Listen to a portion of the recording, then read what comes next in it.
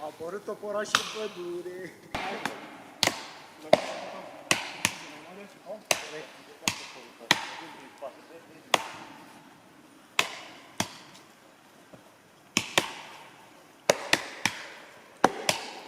Trebuie să învățați să aveți grijă de unealtă. Unealta vă servește pe voi. Nu costul toporului îi dă valoarea, ci faptul că tu știi să-l folosești și să îngrijești de el. Aia îi dă valoarea. Evitați orice accident posibil. Lama trebuie să fie protejată, înfiptă în buștean. Ai pus mâna, tot pe bușteanul ăsta și lucrezi. Dacă trebuie să ascuți ceva, să cioplezi ceva, tot pe el lucrezi. Deci bușteanul e important. Niciodată nu tai pe zăpadă, nu tai pe pământ, pe piatră sau pe un arbore viu. Ți-ai tăiat un butuc și pe ăla lucrezi. Despre tăiere o să povestim imediat. Momentan țineți minte doar atâta. La deplasare îl țin de fier. Da? Nu așa. Dacă e comod. Dați spațiu și asigurați-vă că nu ajunge în nicio parte nimica. Curățați de zăpadă să vedeți cât și unde trebuie. Și pregătiți-vă când e lemn gros de cursă lungă. Că durează. Deci îți faci planul. Fiecare lovitură e gândită. Nu te grăbești, o gândești. Și dai lângă. Și schimb. Și deja din fiecare trebuie să sară câte o așche. Ritmul poate să fie și mai scăzut. Depinde dacă vrei să te încălzești sau vrei să tai lung.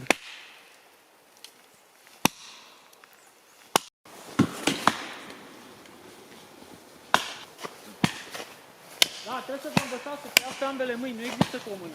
La topor, lung. De aici aprind toporul, nu-i de aici. Aia când vrei să cioplești, îl ții de aici. Când cioplesc, atunci. Și nici atunci nu dau așa. Și lucrez din încheietură, e un cuplu. De aici cioplesc. Folosesc coada lungă și un cuplu. În schimb, când vreau să tai, de aici știi toporul când îl ridici. Gândește că trebuie să tai ore întregi. Când ridic toporul, ridic foarte ușor și când îl las să cadă din greutatea lui proprie. Dar îi dau un pic de avânt prin alunecarea mâinii pe coadă. Deci amplific căderea, dar îmi ușurez ridicarea și din corp mișcarea.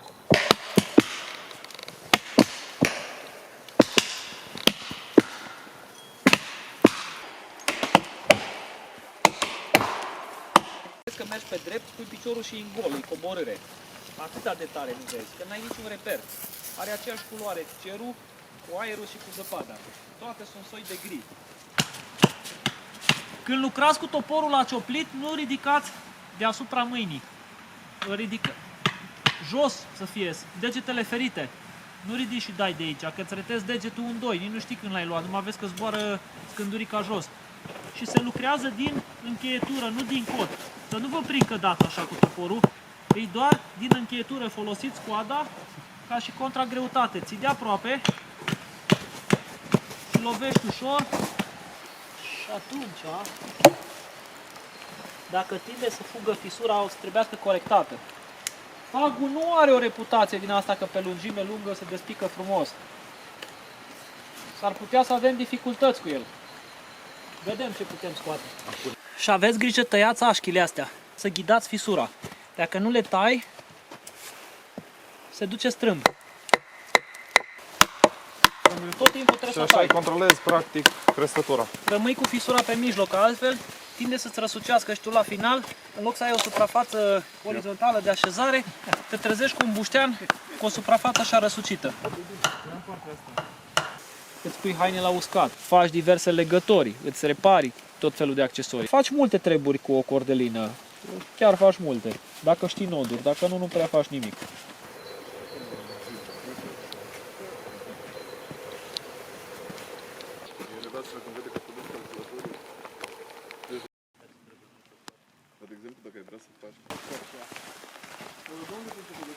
Învățați să stați în scăriță, nu ajunge să știți să le folosiți. Ca să stai bine în scăriță, în primul rând, nu s-a depărtat de pom și nu scoate fundul. Exact invers. Stai cât mai aproape de pom, bagi fundul în el și pentru echilibrare poți să scoți un picior. Și rămâne mâna liberă sau mâinile libere ca să lucrezi. Stai doar pe picioare Doar cu picioarele treci fără să târâi. Pas adăugat ușor. Mâinile nu le folosești decât de sprijin.